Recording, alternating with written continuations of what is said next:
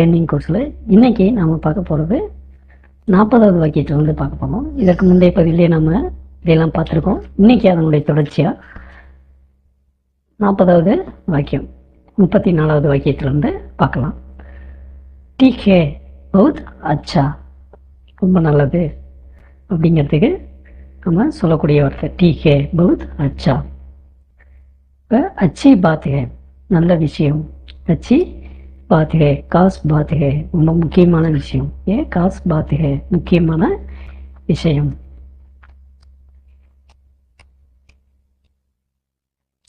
முக்கியமான விஷயம் அல்லது அச்சி பாத் है, ரொம்ப நல்ல விஷயம். क्या बात है நமக்கு தெரியும் இல்லையா, என்ன விஷயம், என்ன விஷயம்.